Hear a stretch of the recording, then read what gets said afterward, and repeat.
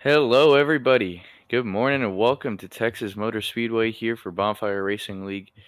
Early morning racing, is like I would like to call it. Fun racetrack here today. Got about 120 laps. Gonna be a fun, exciting race today.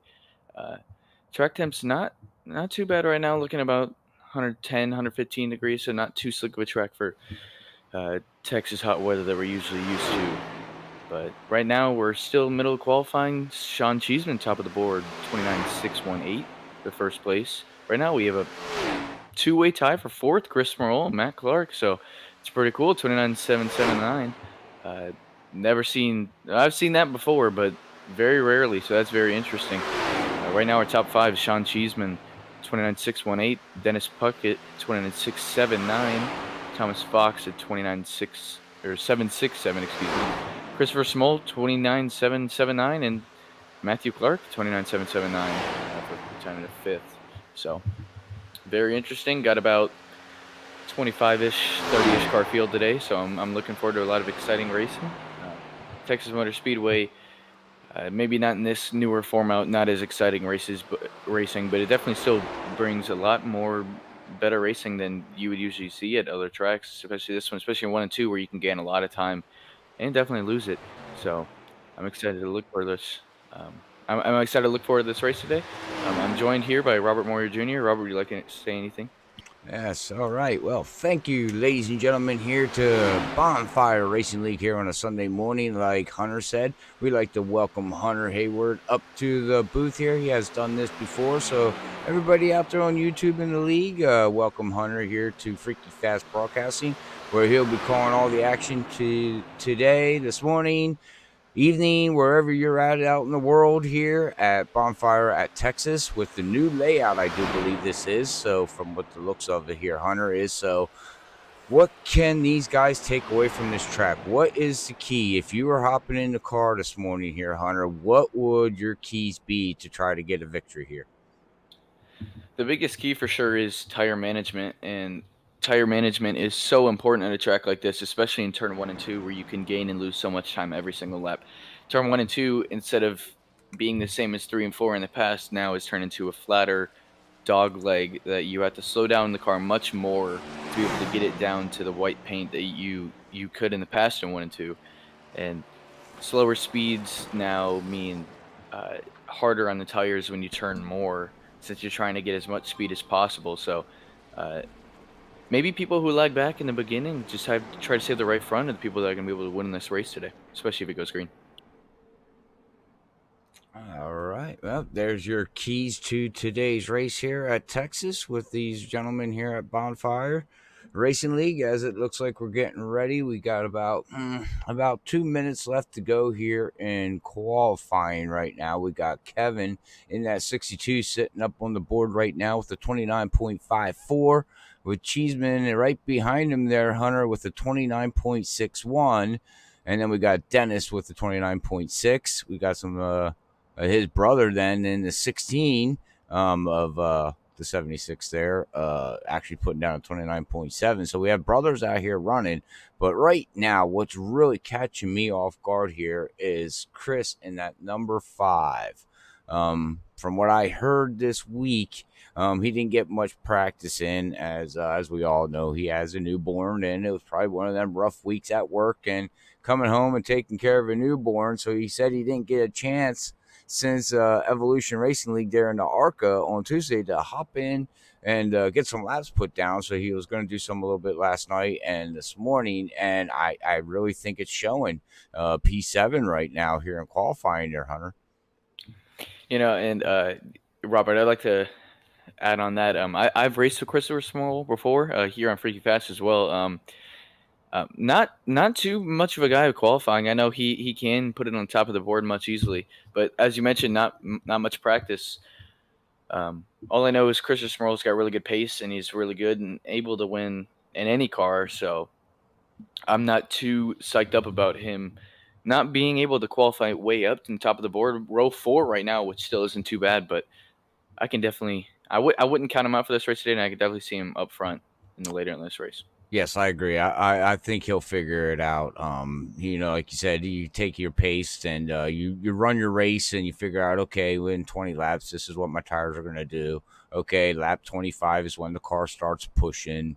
Okay, I got to back off. This is how far I can go, and all these drivers are gonna figure that out here, Hunter. You know, you'll that's what practice is for, and try to figure out how far can you push the car until the car no longer wants to be pushed anymore or be pushed into the wall. So, but I don't see too much going on here. This is a pretty wide open track here. We're going to see some good 2x2 racing through 1 and 2. I think where we're going to see side by side is, well, straight line cars behind each other. It's going to be 3 and 4. If you can figure out 3 and 4, I think that's where your speed's gonna come from. 1 and 2 is, like you said, you're turning more, you're carrying more speed through that corner because they flattened it out more. But I just think the turn that we're all going to be looking at here this morning is going to be 3 and 4.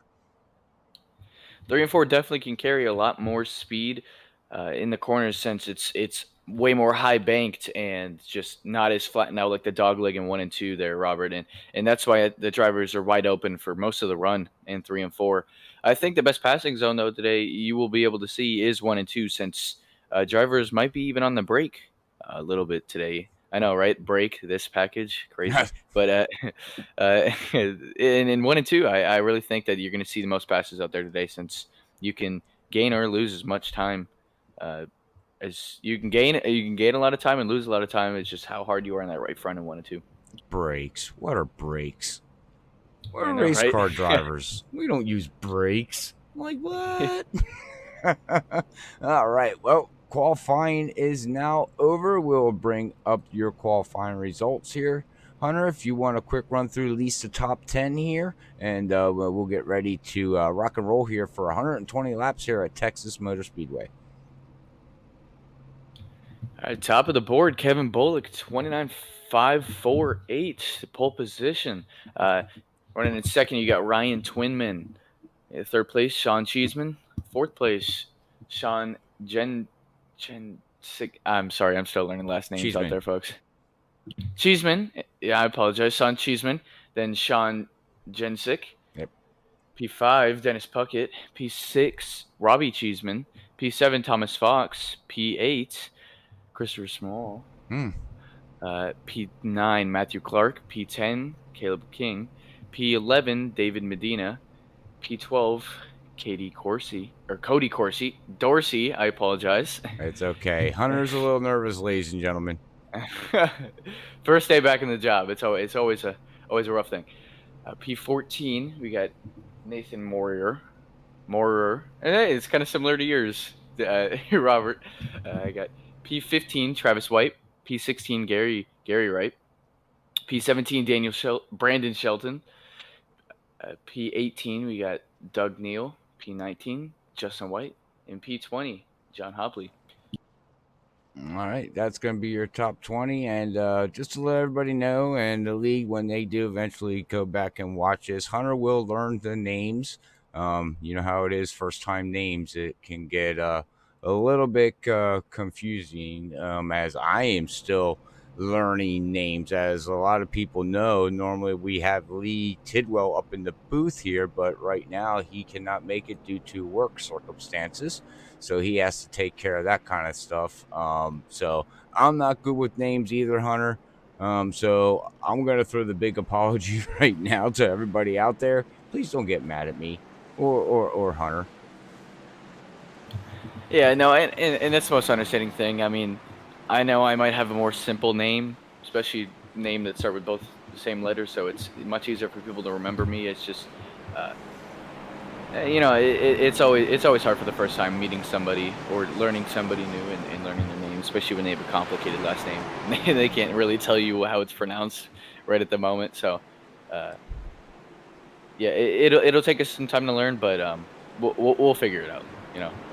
Yeah, we'll get it. As the Ryan in the 8 there is Twynham, just so you know. Twynham. Okay, I got that notice. We're getting ready to go green here. Texas Motor Speedway style. As we got some link promised by the 8 there by Twinham, but getting ready to go green here. Pace cars right now in turn 4, but let's get freaky nuts, as you like to say, Robert. But And crazy. 120 laps through to the night, land. Freaky crazy. Yep. Freaky nuts, freaky crazy. Is that what you say? That's right, freaky nuts, and we're going to get freaky crazy as we're going to get ready to go freaky fast here at Freaky Fast Broadcasting here with Bonfire Racing League, as that green flag is about ready to drop, and green flag is out. And I just want to give a quick note there, Hunter. The number 9 of David Medina, we call him Funky Cone Medina.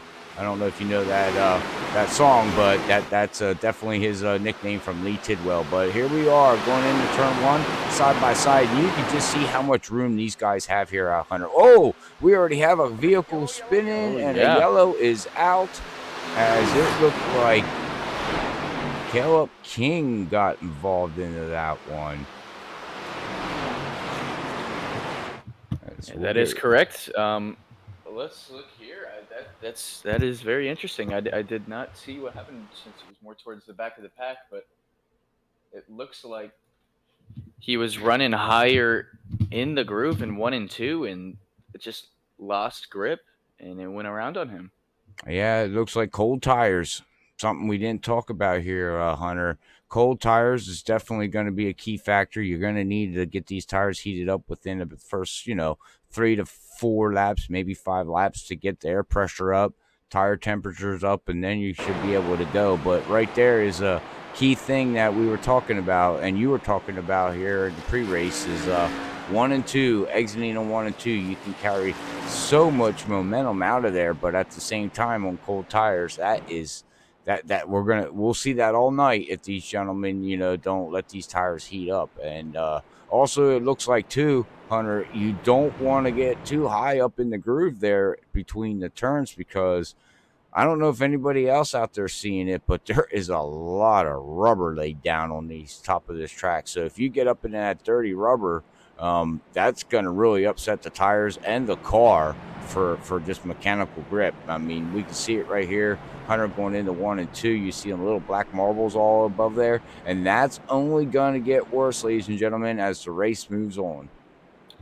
Yeah, and one thing I'd like to add is the racing here, when Texas, before they had the repave back in 2017, the track was a little bit bumpier, and the turns were the same. But one thing I'd like to mention is that drivers could do multiple grooves. I remember always watching. This is my hometown track, so I used to come here all the time.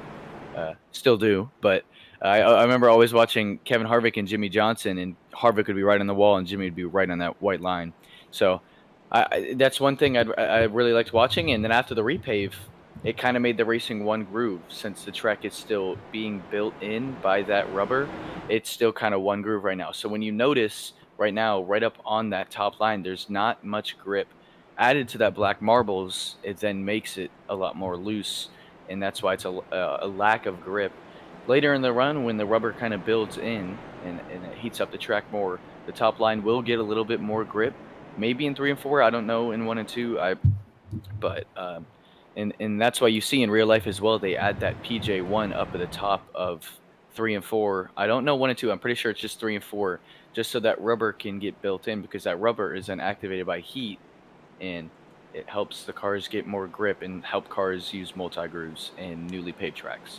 Very well said. Very well said, young man. Thank you. I'm still learning, but it's just really interesting when you learn the science and the physics of tracks, Well, now we have Hunter Hayward up here. He ain't going to call the races, ladies and gentlemen. He's going to give us the sinus. Yeah, we're going to have sinuses, guys, from Hunter. Jesus, booms. It's always welcome. Good morning, America, here with Freaky Fast Broadcasting.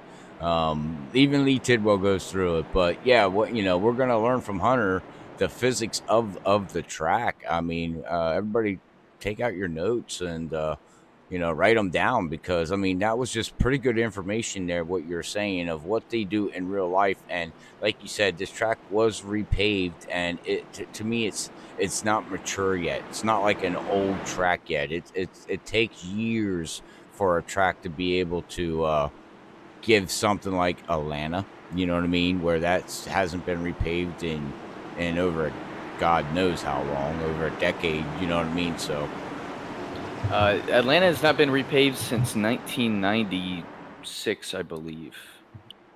But that alone is saying something, you know. And so I think we're getting ready to go green here. As we are, green flag is out. 62 is gonna be leading us off in turning into turn 1 right here. Sorry, I still got my Hunter, replay still back. I'm sorry about that. You keep walking away from the mic there. I know, I apologize for that, but it looks like we got the 76 of Cheeseman diving below the 62 of Bullock. He's going to be in the inside here, going into 3 and 4. It looks like he's going to get the position since he has the better groove, and he will. We have a new leader, Cheeseman. I'm sorry, I'm still learning the first name, so I don't remember his first name, but followed by Jensik in the 21. And oh no, we got a spinner in the back. Out.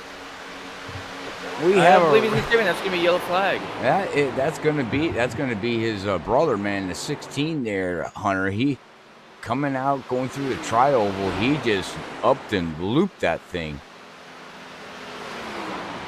Yeah. See if we can get the replay up. I'm not sure. I'm showing Derek, Cody, and Nate involved into this, but we'll go back and see if we can get to exactly where this happened at.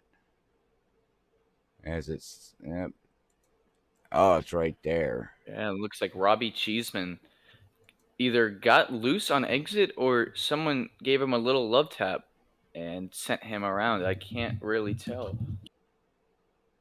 We'll find out here. See if we can find the replay. Oh, right there it is. Yeah, it looks like he loose on exit. Yeah. Clipped the wall a little bit, tried to save it, and the rear end just got around him. Got into, I believe that was the 97 on the orange car who sent him down into the pit. So unfortunate for Robbie there. Then other cars wreck in 1 and 2 as well. Gary Wright came up into some cars in 1 and 2 after going into the pits and caused another wreck in 1 and 2 right after that. So multiple chain reactions. Yeah, it looks like it. Man, it's just how and that's the crazy things of wrecks is how even in real life is just how some drivers you'd be surprised that they're just not not paying attention, you know, and one wreck just turns into another or ones that can be easily avoided. So like you said, chain reactions happen here. That'll be the second caution of the night here. Still got around 115 laps to go here. I believe the fuel mileage is around 45 to 50 with these 2 cautions now. So if this race stays green after this, who knows? Maybe there'll be a caution in the middle of the run now. But right now it looks like these drivers are going to stay out and try to run it dry, I believe, from around 45 to 50 laps from now. Yeah, that's what I would do. I wouldn't worry about coming in if you can make it. Now, these guys don't have no stage racing here, Hunter. It's straight racing, straight points, old NASCAR style, floor mat, things like that, way back in the day. So, you know, you can come in, and they do got so many sets of tires. I'm not exactly sure how many tire sets they have, but you're not going to see guys gambling and trying to make to the stage on saving fuel and things like that. You know, like you said, we're going to just run this thing, and you know, you run it bone dry until you have to make a pit stop, unless you have to come in and, you know, get some damage fixed and things like that. But so we'll see how this all plays out right now, as we are under caution number 2, 8 laps completed of 120 here. So I don't know, Hunter, with these first 2 yellows and only about 8 laps involved in, and maybe 4 laps of racing, maybe 2 laps. What are you seeing these guys are struggling with? Mechanical grip, tires? I'm just loose. What do you think there, sir?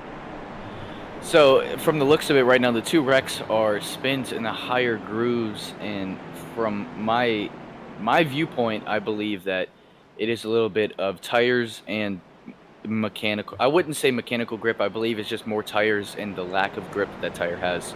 Not only is the tire not fully activated through grip by the temperature, since it's not up to temps, but it's also not much rubber laid into that groove. Especially as you saw Robbie Cheeseman, he got up into that groove, came on exit, uh, clipped the wall a little bit, which I believe sent him around, but that wall either made him tight from lack of grip or loose from not enough. So right now it looks like it's just tires not really talking back to the drivers right now, or some not really understanding where the grip totally is yet in those higher grooves. All right. Well, we'll have to wait and see. Eventually, see if they can get this all figured out here, and they do. This league, since we started broadcasting them here, Hunter, is really, really has a lot of green flag racing. This is very rare for them to have yellows. So I guarantee you, these drivers out here will get it all figured out. We'll have some hard nosed racing, side by side, nose to tail, bumper to bumper, and stuff like that. But these first couple laps, like you said here, it just looks like these drivers are trying to listen to the car and try to figure out exactly what is this car trying to tell them what to do. Where can I get on the gas? When can I get off the gas? And that plays a big factor. Yeah, and exactly. I mean, that says so. It sounds easy, but trust me, as the leader, it's so difficult to do.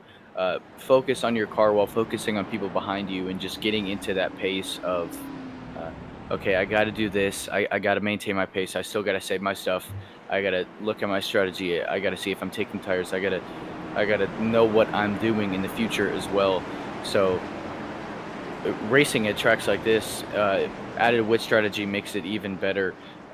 So it's very stressful as a driver and even a leader, but and that's why this is what makes the sport so fun, and just multiple things to add on upon that later on. But looks like we're gonna be going green flag racing right now. Sean Cheeseman leading us off into the green flag. So looks like we got green flag now. Yep, green flag. And Robert, if I'm correct, it's always go on green here. Yes. Okay. Yep. As Sean Cheeseman leading us into 1 and 2. 21 got a slight advantage of him going in. Looks like they're gonna be side by side going into 1 and 2. The 21 might get the advantage. He's gonna get the run on the corner since he's in the higher line. You see here, the 76, 21 still dead even going into 3 and 4. Now the 8's gonna go and help him. Gonna send it 3 wide actually. Whoa. Oh, he clips him. He clips him. He slides back over to the track. He's gonna save it. Oh. Does he save it? No. He clipped his. And we are under, and wow, I have to call this one here, Hunter. That was an aggressive move by Ryan in that 8. Dove it down, tried to take it 3 wide, and that was just aggressive driving.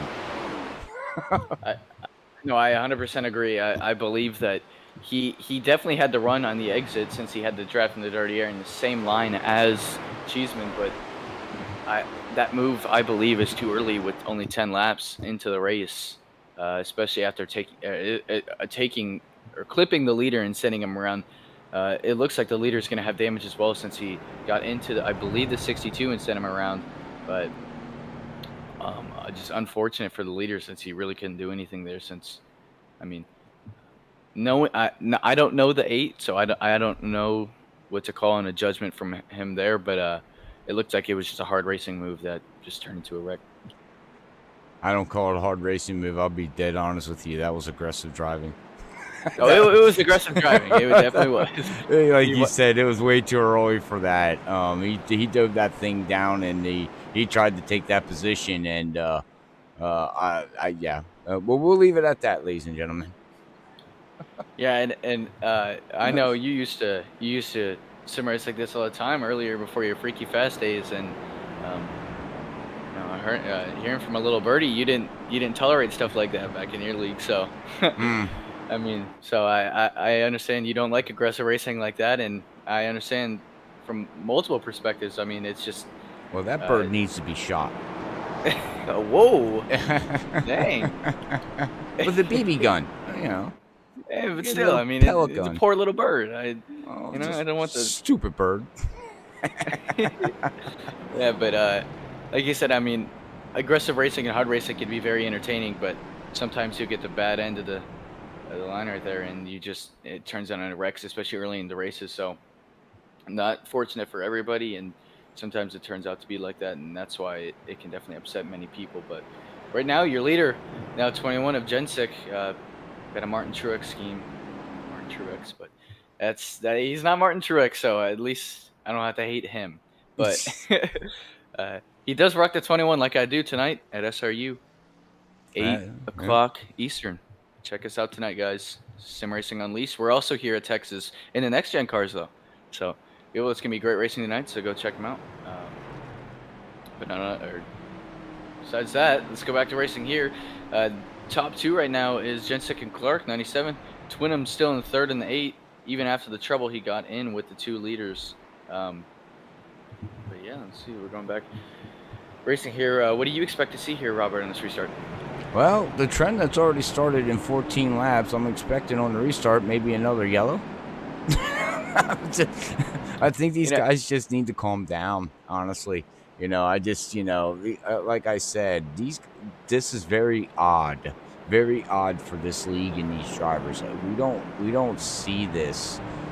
So I'm kind of sitting back here in the booth, watching everything overhead here, and just scratching my head, going, I don't know what it is. I really don't know what to say about it. Like I said, it's very odd. So I hope that they realize, just calm down and let the tires warm up, like we said, and then race the track and not your competitor until you have to race your competitor. It's the way I've always raced. Now, I never got wins like a lot of these drivers, Hunter. I didn't get wins like you. I was lucky if I was a top 5 driver. But when I ended that race, I had the cleanest car. Yeah, and exactly, Robert, and that's what matters so much for even I myself as a driver. I just think about stuff like this. It's too early for moves like that, and just keep my head down, only focus on myself, and just get into a rhythm, take care of my car, get into a pace, knowing that I can still have speed, but not be aggressive and do stupid moves and hurt my car and get rid of my advantage. So it's really easy to be able to push it and get as many spots as you can, but early in the race, spots don't matter. It's at the end of the race where spots definitely matter, where your tires are still intact, your car's still intact. So all those things is what matters. So that's why I believe very aggressive moves in the beginning are just useless. So that's why pace and taking care of your stuff is the most important thing, really. Well, I got to give Ryan a big shout out. He is out here on YouTube too, watching, and he basically called himself a rookie. He said that was a dumb move. He knew what he did. He said he had such a huge run, and he thought he could get up underneath Cheeseman there in the 76. And unfortunately, I think the 76 came down, running his line, not knowing that the 8 was going to come bulldozing himself through there, not intentionally, but you know what I mean. So props to Ryan for calling himself out on that. I got much respect for that, and I'm sure all these league drivers out here have respect for that. But all right, well, we are back to green, and oh my goodness, we're gonna go 3 wide on the start. Oh my God, guys, well, you're gonna give me a heart attack. He tried it. It looks like the wall was in between them, but looks like you're saying it's 2 wide racing. Is the 21 still going to keep the lead through 3 and 4? Maybe that 97 is going to pull up right behind him. As he might get a run here in the run. The 21's going to guard the bottom though in 3 and 4. 97 now going to go up on the outside. The 8 looking behind him as well.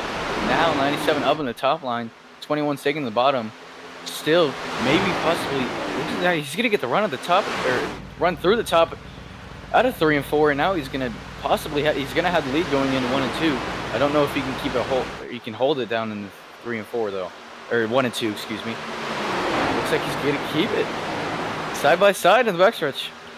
This is what we're going to see here. Now we're getting under green here. This is 3 laps into the restart here, and as these tires are heating up, this is what we see for the first 10 to 15 laps here at Texas, side by side racing, until these tires wear down and everybody gets in their position, as it looks like the 21's finally gonna clear that 97 and take over the lead here of Clark. And Robert, as you can see now, most of the cars now through the field are starting to single file it out. And when I get to this moment right now, as you see the 21 pretty defensive right now, wants to keep that inside line in 3 and 4. I start focusing on myself and, okay, I have spots now. Just hit my marks. Think about how my car is going to handle in dirty air. All these things going through my head. Focusing more on myself in not positions, it's so easy to get everything around you in your head and overthink so many things and stop focusing on the things you really need to focus on. So right now, I think the 97 and the 8 are in the best spots right now. You're behind the leader. You have the dirty air. He's not going to pull away from you. So save your stuff while you're at it. Take care of your tires. Keep them under you.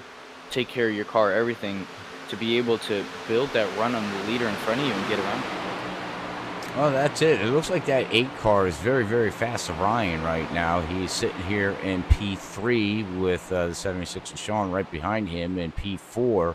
And it looked like he got such a huge run on Clark, and he almost passed him, but he got tight with that dirty air. Like you said, he got that aero push coming out, and he had to get out off the gas there, Hunter, and you can see how much ground that he lost. He's about a second behind now of that Sean there in first place. So it looks like we're all settling out here now. It looks like we're going to get single file, and I do believe we're going to have a long green flag run as we come back here to Chris.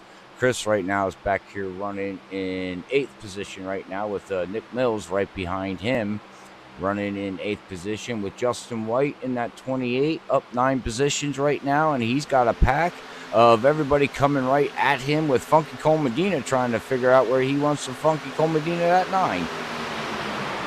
Yeah, right now, as you can tell, yeah, it's a pretty big pack right now, side by side through most of that pack, and now they're starting to single file it out a little bit, but as you can see, also the 62 in that back as well, trying to get back to the front after the damage and trouble he got into in that earlier caution. But right now, it looks like it's just some hard drivers right now trying to make their way through the pack and get up towards the leader so they can at least have somewhat advantage if green flag pit stops happen.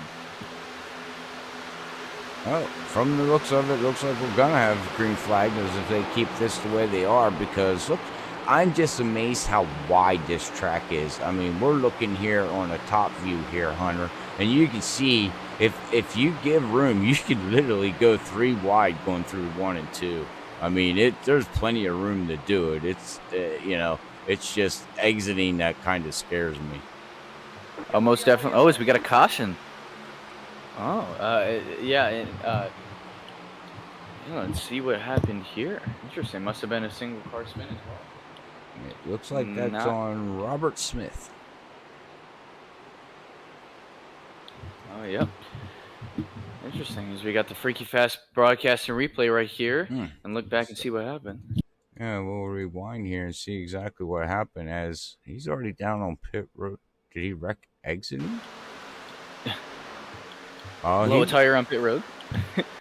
I don't know. Well, we're going to go fast forward here, I guess, and see. Maybe he came out a pit road on cold tires and spun. No. No, he stopped on the apron. That's what. And that triggered the yellow. Wow. Interesting. Yeah, I wonder if he blew a motor or transmission popped. Maybe he broke a gear shifter.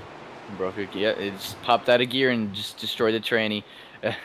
It's a tough blow for Robert Smith. That's going to be the 4th caution of the night. And Robert, 25 laps in. I know 99 a little bit trouble slowing down there. Got a little bit loose. But 25 laps in, a fair amount of laps under green. I don't know if they have unlimited sets of tires here, but do you think you see any drivers coming down? No, they don't. They have a certain amount of sets. So they got to play the game right. As we see many cars come down. Let's see if any cars will do fuel only, as we see many stay out as well. Looks like the 99 is going to stay out, and he's going to be our new leader as everything cycles through. But most of the field, besides 3 or 4 cars, are going to stay out. Yeah, wow. 25, 26, 25 laps into this, and we already got pit stops rolling. So we'll see what these guys do here on pit road here, as they're all sitting down. I'm sure they're going to get 4 tires and fuel from the looks of it, maybe. Oh, no. Yeah, it looks like the lead. Fuel. Maybe. Yeah, it looks like they just took fuel. Yeah. That or 2 tires and fuel, because everybody had a 5-second pit stop, 5 to 6 to 7-second pit stop. So Yeah, Robert, a 4-tire pit stop with fuel usually added up as around a 13-second stop. So 5 seconds would probably be just grabbing a tank and go. So yeah. it's going to be interesting here with the leaders now being behind some of the guys that were back in the pack a little bit. But who knows? Maybe these 3 cars in front of them saved a little bit of speed, waiting for another caution to come out and stay out and waiting for them to go down so they can now have the clean air and pull away. Well, that's it. These guys that did stay out were the front runners. They are going to get pushed back here now. These top, let's see here. Kevin did pit on lap 12. Tommy, let's see here. So Cody and John did not make a pit stop yet. They're 25 laps on their tires. As we do got Tommy coming back in, Tommy Fox in the 57. He is now entering pit road again. So from the looks of it here, Hunter, we're going to have 2 vehicles up here with 25 lap tires, and then we got Kevin with about 12 lap tires, and then everybody else behind there is going to have 25 lap tires. So we should see that 62 go to the front within the next 4 to 5 laps after he can run, and we'll see how long it takes him to get up to the lead here past John, as he's going to be starting second. And I really don't think it's going to take, I guess I'm wrong, I probably shouldn't even take that long. I don't think for him to be able to make that pass, probably by the backstretch, he's going to be able to sail it into 3 and 4 and carry so much more speed than John.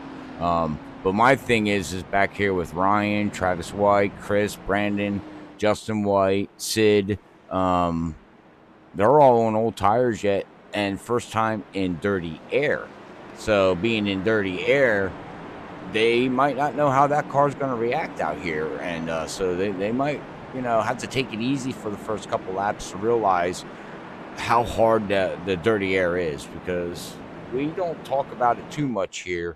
Every once in a while, we'll bring up dirty air and talk about it, but dirty air plays a big factor into the way your car handles. When you can get off the gas, well, when you get back on the gas, is a huge thing.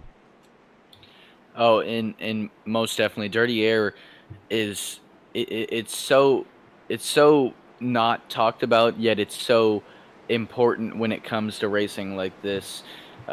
For those of you who don't know what dirty air is, it's just the air that goes underneath the car, comes back up in behind the car in a vortex fashion, and the air comes out in a vortex through the back and underneath the car. And that's where drafting comes from as well. So while you'll have the speed on the straights where you'll be able to catch them, in the corners, it makes the uneven airflow in your car really uneasy and makes the car much tighter. So a tighter car is harder on the tires. So the longer you are in dirty air when you're not saving your tires, the quicker your tires will fall off. So it'll be interesting to see some of the leaders in dirty air for the first time and how their car will react on their old tires.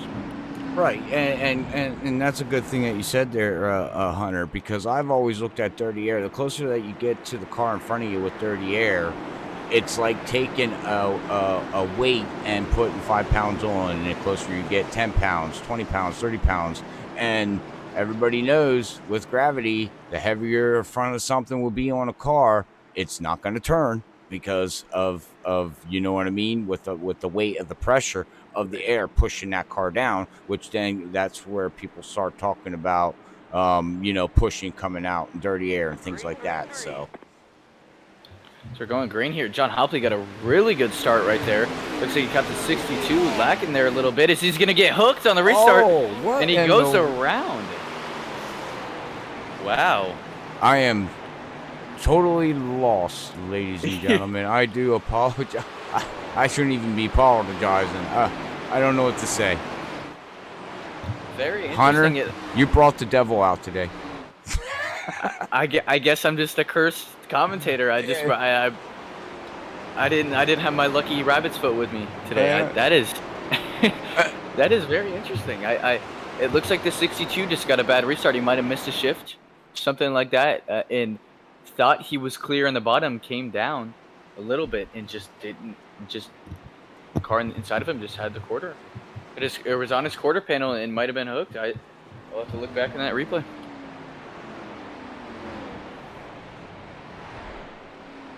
Wow, what a long race we're having here, ladies and gentlemen. This is weird. This is so weird. Yeah, it looks like the 62 just came down, thought he was clear, or wanted to just come down a little bit and be closest to the 84 as he could, and just got hooked. 84 very apologetic on the radio right now, so it obviously was just a little bit of a racing incident. I don't think that was intentional by the 84 or the 62. I think that was just a little bit of a racing incident there. Well, we are under caution number 5 here, ladies and gentlemen, as they're going to pace around. John made a great call right there by staying out. Got a great jump and everything. But with that being said, as we're under caution, we're going to quick run to a commercial break, and we'll be right back after this quick word from iRacing.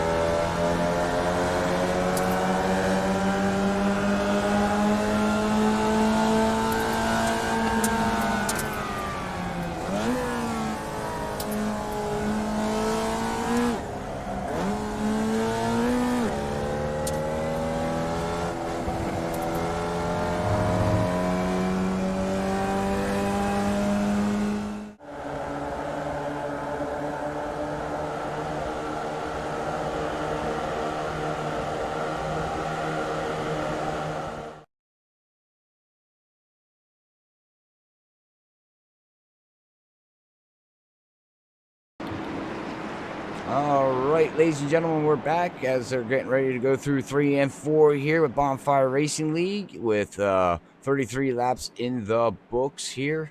I do believe we had, 6 yellows so far? 5 yellows so far. So, but we'll see what these guys can do, and we're going to see if John here can, Hopley can actually get another good jump like he did. Yeah, he's gone. See you later. He's like, I don't want no part in anybody. Yeah, and it looks like he did get a jump before the green. I did see him go before that green flag did drop. It's 3 wide now. I'm back behind him. Now back to 2 wide. Yeah, it looks like that 99 got a really good run, but now the 21 feast on that 99's first place spot. So let's see if the 21 can do it. As 99 looks like he's going to give him the spot, or maybe just try to get that run on exit over the 21, but he was up in a higher groove. Now side by side on the front stretch, it looks like the 21's going to have the advantage and the lead now going into turn 1, as he will. And 21 new leader again after the fuel cycle or fuel pit stop. Looks like he's going to have about 45 laps of fuel till the next green flag run. So, and now the 8 making a move on Hopley, and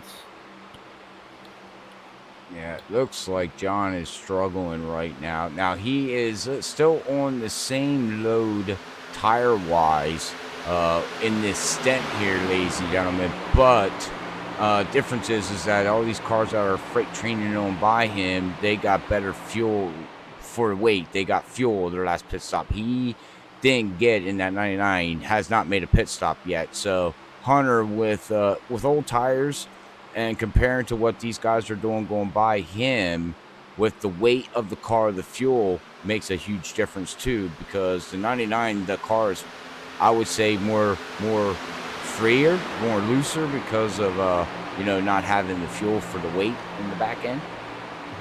yeah, and that's one good thing to mention.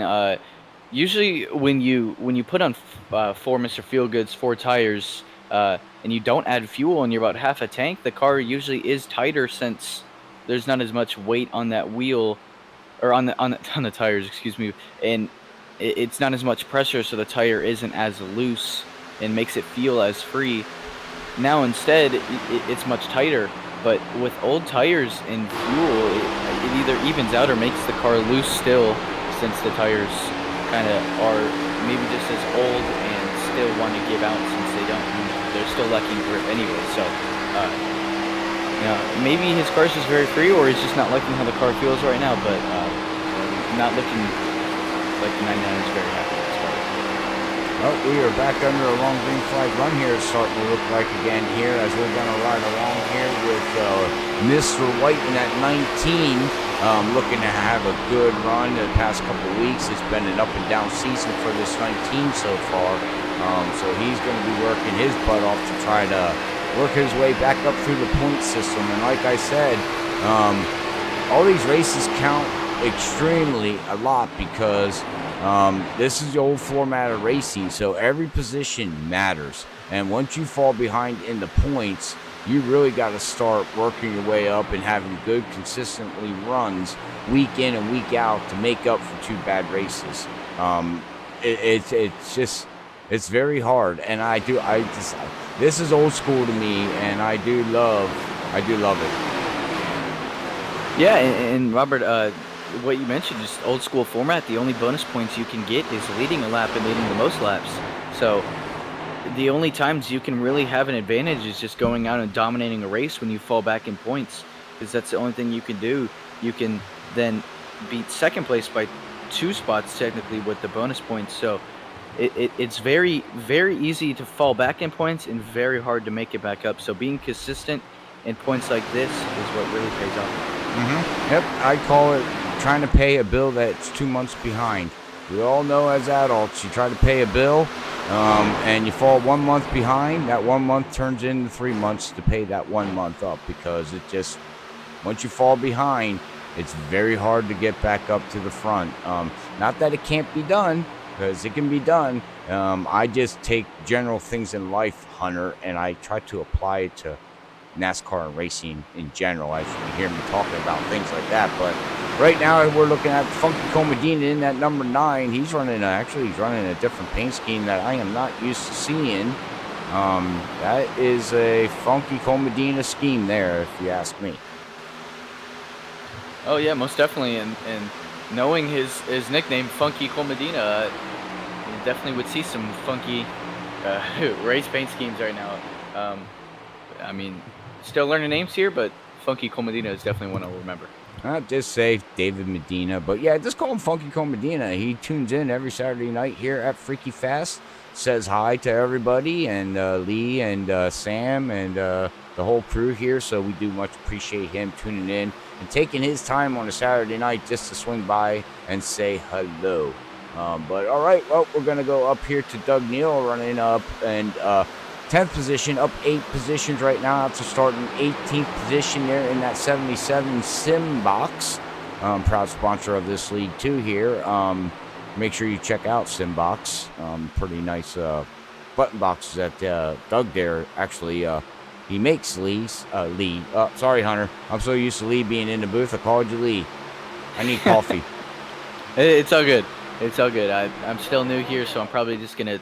I'll just go Hunter quotations. Oh, so we got a caution here. We're gonna be Hunter what? Hunter Lee Hayward. How about that? There you go. Hunter Lee Hayward. Okay. Yeah, I don't know about that. But there's a caution here, ladies and gentlemen. Caution number 6 here at Texas Motor Speedway, and it looks like it's gonna involve Jeff Pfeiffer and Gary Wright. Looks like. And Tommy Fox went off track. So I'm not sure exactly what happened here. We'll go back on the Freaky Fast replay, like Lee Tidwell likes to say, the carnage. I can't do a Lee. Oh, the wreck's up in front of him. Oh, the 85. Ooh, hard into the wall. And hang on, he just got clobbered. And somebody's driving through all Tommy Fox's lawn mowing. Yeah, that was a hard lick right there. Yeah, we'll go back here. Let's go back and see what happened here, Hunter. We'll rewind back and see here. The 85, as it looked like he was doing the disc. Oh, it looks like he got involved. Look, did Tommy slide up the track? Tommy Fox. It does look like. Yeah, he's sliding. He came down on him as well. Yeah, slide down. And that's it. And hang on. The 85 is about ready to go for a loop-de-loop-de. Yeah, goes into him. Thankfully, he didn't hook him and bring them both into the wall, but that's hard. That's a hard hit. Would not feel good in real life, I'd tell you that. But thank God this is a sim, and every driver is okay and guaranteed to be okay. So... But not a pretty hit for him there.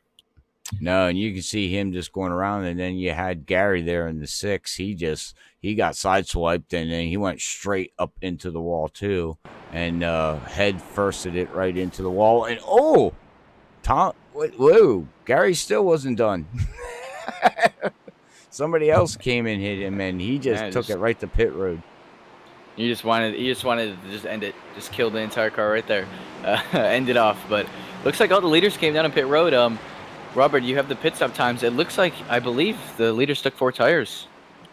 From the looks of it, yes, they did, sir. Everybody looks like it had a 14.8, 15, 14s. So yes, two cans of Sunoco fuel and 4 Goodyear tires here for everybody. So they used a set up here with 47 laps of 120. So I do believe they probably have one more set left, I think, in the pits. Again, I do apologize. We didn't get that into the broadcasting notes, so I don't know what they actually have. But I do believe they have one more set. And if that's the case, you said around 50 laps. We should, if we stay green, we should have at least one. We're going to have at least one more pit stop there, Hunter. So I would imagine they have one more set in the pits.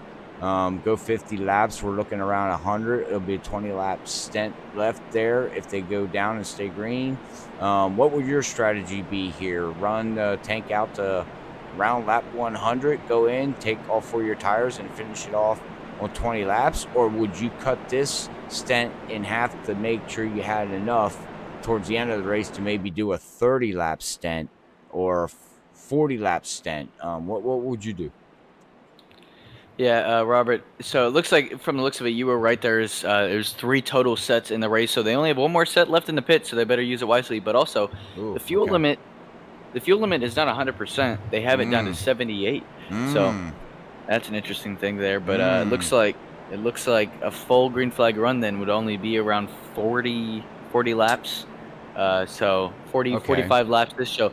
Um, my best, my personally move would be coming in as late as possible, but still having time to have fresh tires and catch up to the leaders to be able to compete for the lead. So 25, 20-ish to go is the latest I would go in to get tires and to be able to still compete for the race win and the race lead. All right. So about 40 laps. We're looking around lap 80, 85 is when you would make your pit stop, give or take. Yeah, 85 to 90, yeah, around Okay. that. Okay. Which, well, let's see. Well, actually, yeah, about 90 to 95 is the zone I would be pitting in. All right. Okay, well, and that's if they stay green, Right. because if they don't stay green, they're not burning off as much fuel as we all know, so they're saving laps. So, depending on how many cautions we have from now till then, they might even be able to sit around and ride it to lap 100. You know what I mean? So, but then you're going to have people getting closer to that pit stop range, Hunter, that eventually the people in the back half, well, you know what? You might as well come down and pit, get your tires, and get your fuel to finish the race. And hopefully, your yellows constantly, you're playing the yellow game then. And hopefully you get another yellow where these front runners then have to make a pit stop. You leapfrog to the front, and hopefully you can hold off the fast guys because you're a middle pack car. Not saying that you're not fast, but it's just not your night, or you're just the car's not where you want it to be. But we'll see what happens here, ladies and gentlemen, as we're getting ready to go back green here with lap 49 in the books. And here we go. And green. Oh, the 8 Oh, is big checkup. blinking. Yeah, he's blinking there, Hunter. And Brandon didn't even know what to do. He was like, wait a minute, where's he at? Nope, there he is. Nope, there he is. Nope, he disappeared. Yeah, and that's one of the scariest things you can see as a driver is another driver having Wi-Fi trouble or connection trouble, and their car starts blinking out, especially in a crucial moment like that on a restart. Confused the whole pack and bunched them up like that. Is now you see a change for the lead though. 19, I believe, diving down on the inside. It might be the 10 car. I can't really tell right now, but it looks like he's going to be side by side going into 1, looking for the lead to take it away from Jensik right now, and it looks like he will. And now he will. Yeah, he will. And going into 1 and 2. Yeah, the 19, I believe. Yep, that is the 19. New leader here. That was a really good move right there. Came from, I believe, 4th or 5th when that restarted. Now the 8 trying to apply the pressure on him and get that pass now. Yeah, I'm shocked that the 21 there of Jensing fell behind. He's fallen himself back into 3rd place. But right now, we have a battle back here with Sid Butler and David Funky Comedina, Nick Mills, Matthew Clark in the 97 that was up there running in the front. They are now battling it back here, coming out of turn number 2, going to take it down into turn number 3. Side by side, everybody's jostling for position. They're not exactly sure where to go. And, the 99 chops off Funky Comedina, and he says, you do that again, I'm going to give you a Funky. Yes, they're definitely getting chippy in the corners. Now you see the 46 on the bumper of Funky. And one thing I'd like to... a Funky. But one thing I'd like to mention as well is 2 or 3 spots in front of Funky is Chris Merle. He's still getting it's 3 wide going into 3 and 4 right now. Is now Funky will still have that. Yeah, that's I don't know if he actually likes being called by the nickname Funky, but going from your word, he loves it. He loves it. He's out on YouTube, like I said on Saturday, and he makes sure everybody knows, hey, this is Funky Comedina. They actually literally went on YouTube, Chris did, and found the songs and we're playing the songs. Now, unfortunately, here at Freaky Fest, we can't do that because of copyrights, but it was funny. Look at that move from the outside of Cole Medina, though. Can he make it stick? And he will. 2 spots in one corner right on the outside. That was an incredible move there. But one thing I'd like to mention, a couple spots in front of Medina is the 5 car of Chris Marol. And one of the only drivers in here that I've actually had the chance to race against multiple times. Many wins this season in this league, or multiple wins in this league, if I'm correct. And one thing I know about Chris Marol is he's really, really good in the long run pace. And unfortunately, we haven't got to see that today right now with cautions, but we're only about halfway in a couple laps, so we still got a long ways to go. Maybe Chris Marol can now show off his pace here in the long run. I know, like you said, he didn't get much time since he's got to worry about his newborn and working multiple things right now. But, you know, I've raced against him, and really, really great driver, really consistent, and really patient, really good in the long run. So keep an eye out for that 5 in the later run. Yeah, I agree with you. As we are now, I'm not going to say the word, but we're going to keep on rolling here. But he does have rear end damage there, Hunter. It looks like he did get hit in the back end, and he has not got that thing totally fixed yet. So you can see that rear spoiler is a little jacked up there on the right hand side. But hang on, whoever that was behind him. Yeah, and like you mentioned, he just got rear-ended a little bit. It must have been from the checkup and the caution that we saw earlier, or maybe just earlier in the run when there was a wreck. But you know, not too bad. I know this package right now is really dependent on aerodynamics and how the air goes through the car, and so you can slice through it and gain the most speed you can with the limited amount of horsepower they have in this package. But I really think I don't think it would affect him too much, since the air since it's not affecting his nose and making the RPMs not fully go up. It's kind of more towards the rear and shoved in, and not even affecting the spoiler as much. So who knows, maybe it might be affecting him a little bit, and probably why he's a little bit more back. But yeah.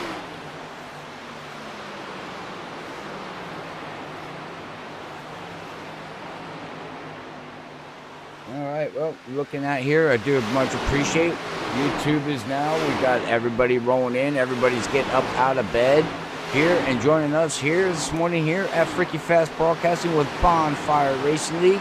The league has, the race did start out pretty rough for everybody out there, but you know what? That has all settled down here now. Lap 60, halfway through of 120 here at Texas Motor Speedway here, Hunter. And I do want to give a shout out there. Your dad is out there on YouTube, and he said great broadcasting, and he loves it. So your dad's tuning in here early Sunday morning, so we do much appreciate him and everybody else out there. If you're enjoying this content here from Freaky Fast Broadcasting, don't mind hitting that like button here on this stream. That does help out the stream a lot on the YouTube algorithms.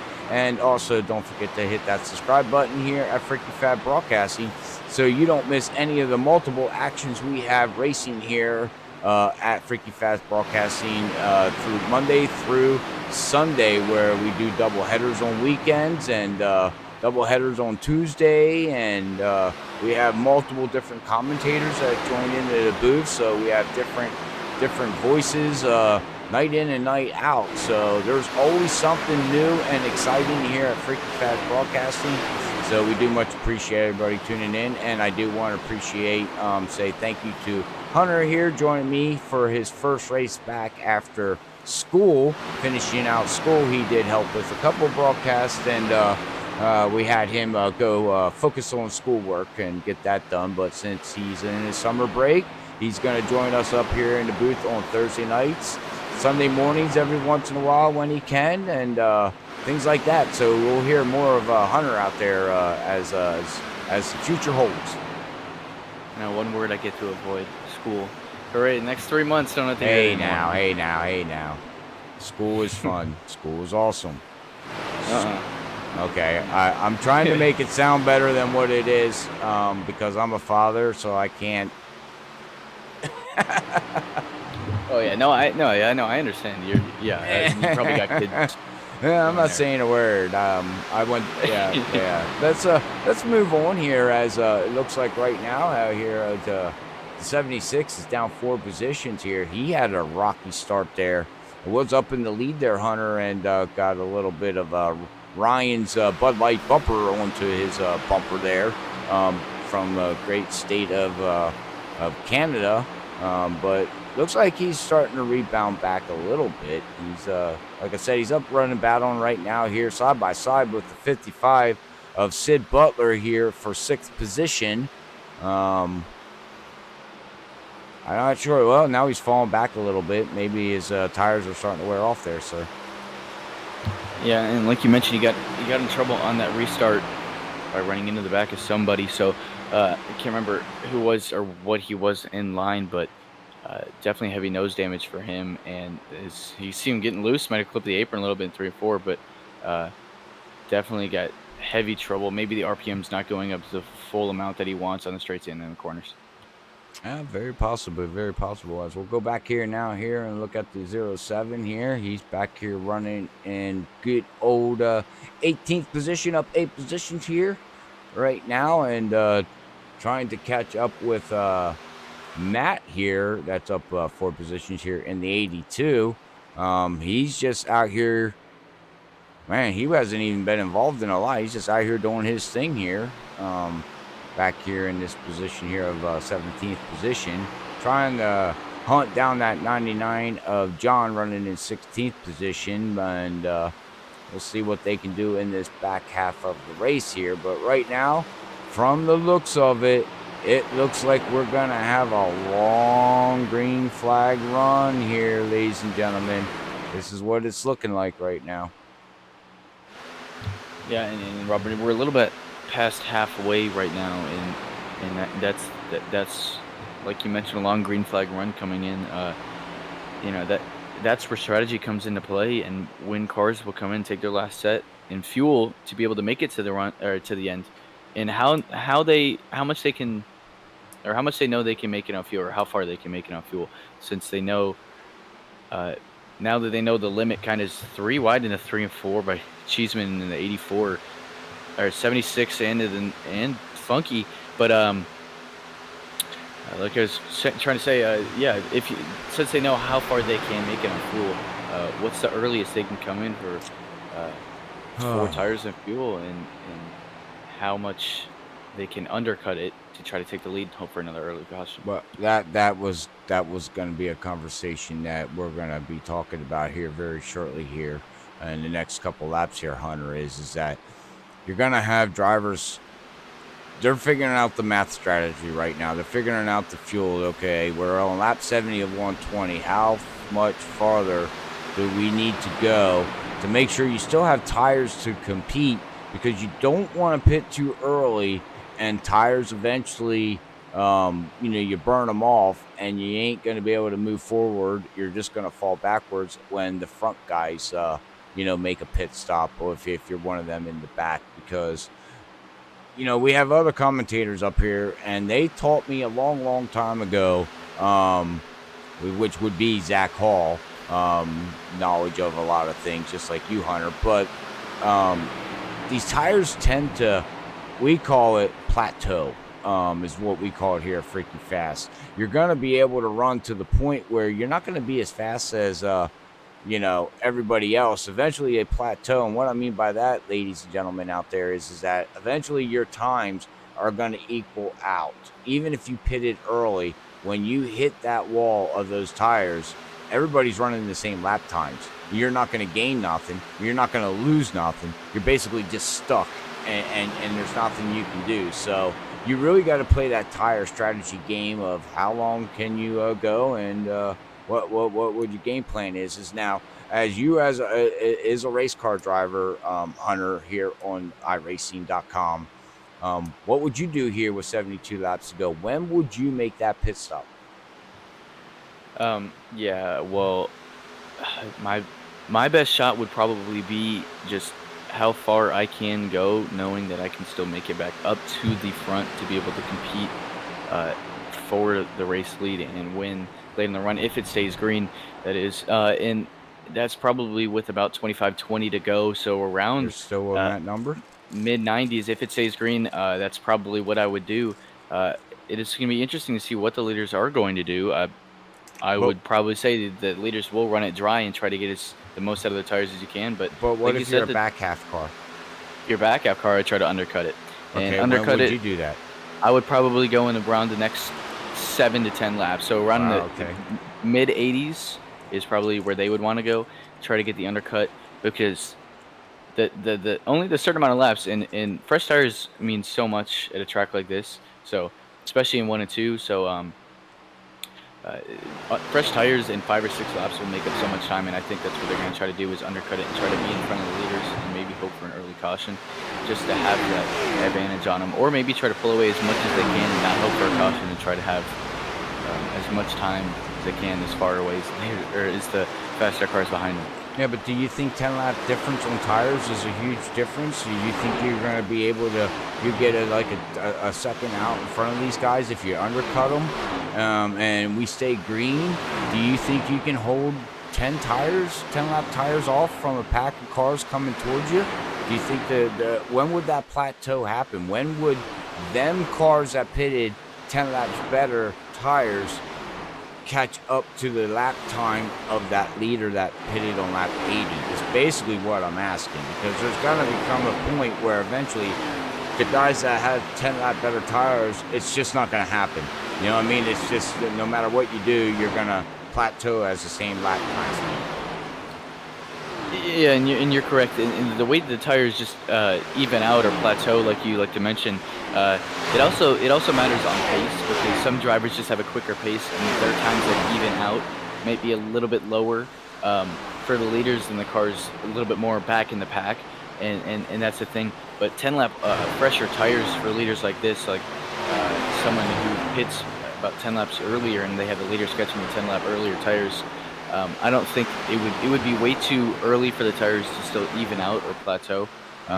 Like you're mentioning, I think later towards the end of the run is when the tires start to even out with each other. So I think with a 20 to 30 lap run, if we see at the end of the race, is probably too early for the tires to plateau. Okay, well, you know, I'm going to have to take your word on it because you race this game more than I do. I haven't raced in 2 years. I haven't been on the track or even done this stuff. So I have to take your knowledge of what you're saying here and see what these guys do here at Texas Motor Speedway, as we do got a little bit of battling going on back here with Nick Mills and Matthew Clark and Sid Butler. They're battling back and forth right now here from, it looks like, 8th, 9th, and 10th position right now, as Sid, got to give him a big shout out there in that 55, up 17th positions right now. Justin White here in 7th position is up 12 positions.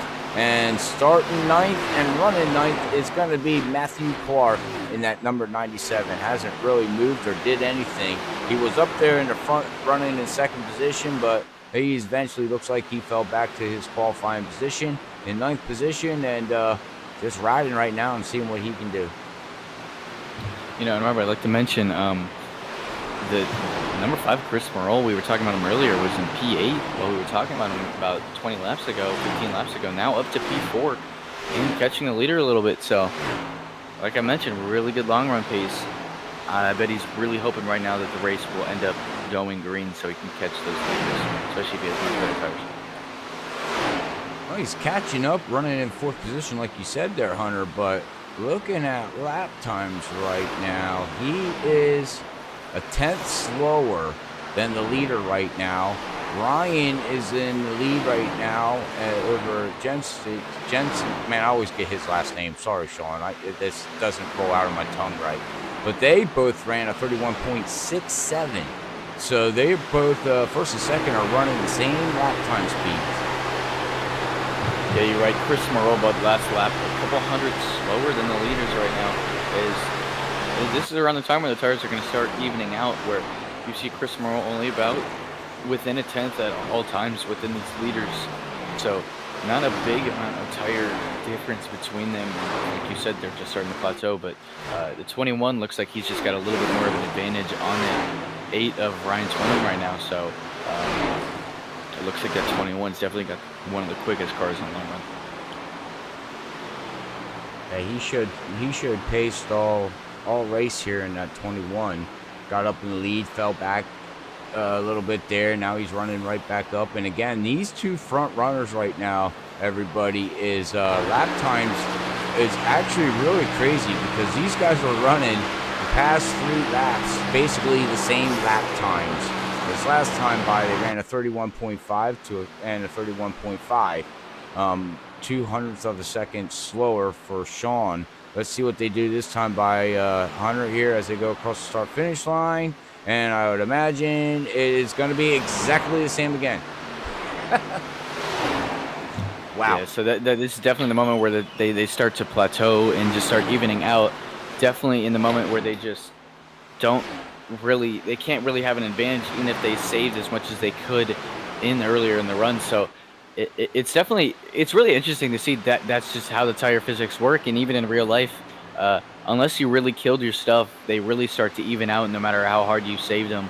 And that's where you start seeing them in times. But like I mentioned earlier, cars starting to come down now, the mid 80s right now, trying to get the undercut on the leaders.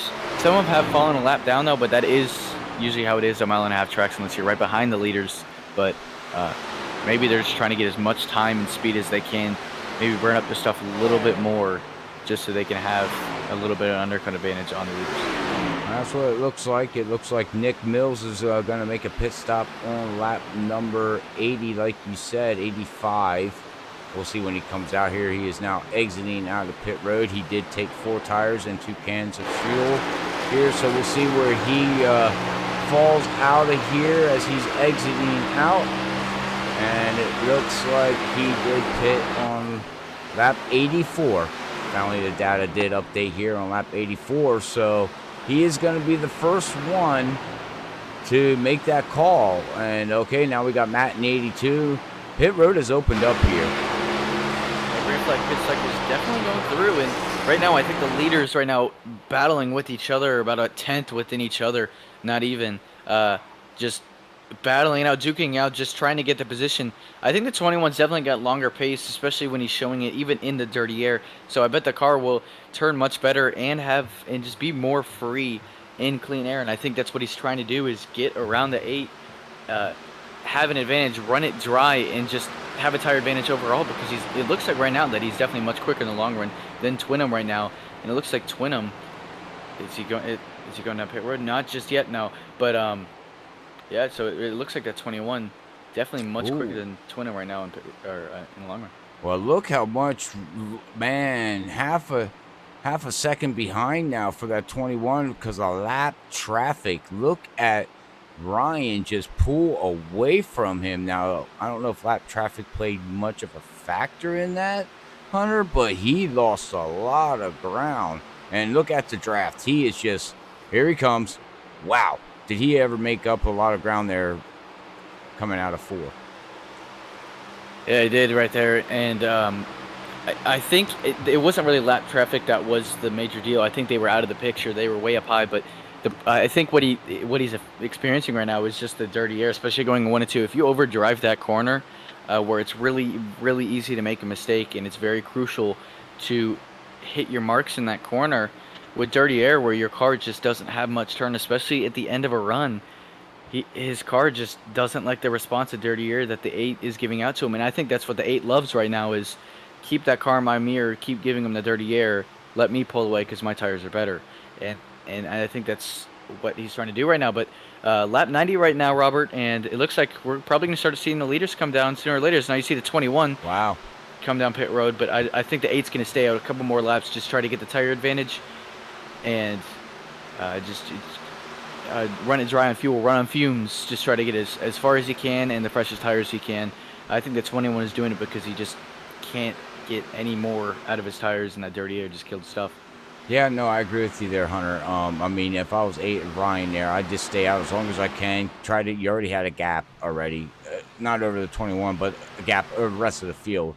Before these pit stops started, they already had like a 2-second lead over Travis White that did make a pit stop a couple laps earlier. So, yeah, I mean, just stay. Well, he's pitting too. Oh, he didn't stay out to get the tire advantage. He's afraid of something. Maybe old tires losing too much lap time speed. Trying, maybe you'll lose more on older tires to fresher tires on lap time. You know what I mean there, Hunter? So maybe this was the right call by going in. Yeah, that, and we also have a 70% fuel load, so I think that was the end of their run right there. They were just running it dry and getting as much as they can. I think the 21 just came in a lap early trying to get that tire advantage, and I think you will see it here because he's going to run a faster time than the last time the 8 did, so I think he might have the undercut and get in front of him a little bit. So that's what I like the strategy a little bit more is you're quicker in the long run than the leader. Pit a lap before he does, get the tire advantage, and you'll be in front of him. And that's the specialty of undercutting and strategy. And right now we just had a whole green flag cycle. It looks like the 8 and the 21 will cycle out to be the leaders sooner or later. But really interesting. Well, that and the 21 dealt with dirty air. We talked about it earlier. Now that if he can leapfrog in front of Ryan, he's going to make Ryan deal with the dirty air. So maybe that dirty air will make that 8 car push more, burn maybe more tire off, and that would be just really key for the 21 of Sean there. Depending, or we can just throw it all out the window because Ryan wrecked the 8 Budweiser machine. Oh no, yeah, and the 8 goes around. Wow. I did not expect that. Sorry about that. I probably walked away from the mic again. We'll try to fix that. But yeah, interesting. Let's look back on Freaky Fast replay. Yeah, exiting pit road here, Hunter. Cold tires, getting up to speed, and we'll watch what happens. I bet you 10-1. He probably just carrying too much speed down on that flat part, and right there, yep, and it snaps on him. And look out, whoever that's going by. Oh, Tommy Fox says, "Hello, baby." Yeah, and I think that was just the 8 noticing the 21 in his relative screen, knowing that he had to make up that time, get in front of him. So he was trying to get as hard as he could out of that apron off of pit road to get in front of that 21. But right now, the cars who stayed out, who have a little bit older tires but a little bit more fuel than the leaders, now going to come down, get their tires, and now they have the freshest tires in the field by a pretty good handful of laps over that 21. So 21 definitely likes seeing the only car that he really had competition with wreck out, and that's really unfortunate for the 8. Just the 8 pushing as hard as he could, noticing that the 21 did have the undercut and would be in front of him. I think he just noticed that he had to start booking it, and a little bit too hard. Cold tires just lost all the grip and went straight into the wall. But now it's going to be really interesting here, Robert, because we're going to see a mix of strategies and a mix of cars going through the field. Well, I mean, Ryan was he, like you said, he seen what the 21 did, and he tried to make up that ground exiting pit road, and unfortunately it snapped on him on cold tires and went around on him. And unfortunately, the leader of the race, I do believe he would have been possibly the winner of tonight's race here, or this morning's race here, but unfortunately he has to take it behind pit road and get that thing fixed.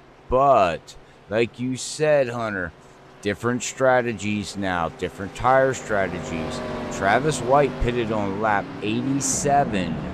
Sean in that 21 just recently pitted on lap 90. We got Justin White in that 28 up 16 positions.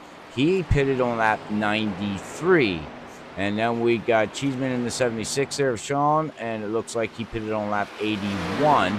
So it looks like he's going to be on the oldest set of tires, as then we got John, Brandon, Kevin, and Tommy all pitting on lap 95.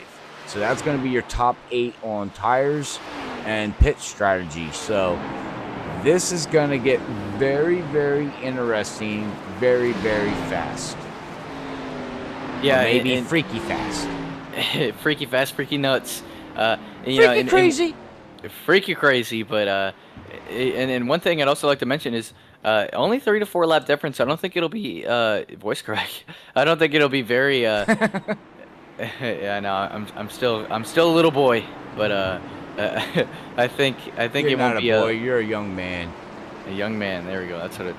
So I like to put it. But only 3 or 4 lap difference in tires. I don't think it's going to be very uh, very noticeable with tires. I mean, it really depends on pace now.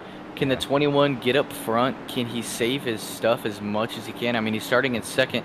Uh, I know all I know is that he's just got to really, he knows he has the oldest tires, so get out in front of him and just save yourself as much as you can. Hope the people behind you have that effect of dirty air and kill their stuff quicker than you do. But 24 laps to go here. I think it's going to be a shootout. Yeah, and I do believe, if I'm correct, don't quote me on this, but I do believe no one has a set of tires left.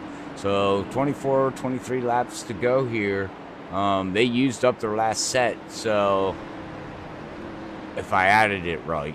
And again, don't quote me. I could be wrong. We could have a late yellow and somebody come down, take tires, and just blow the whole field away, which you've known that, Hunter. You've seen it. You had it happen to you, and you have done it. You raced people. I watched you do it one race, and we all called up here freaking fast, said, what in the world's that kid doing? Yeah, being a kid, every kid makes dumb moves. Wait. And young man, what's he doing? Sorry, my bad.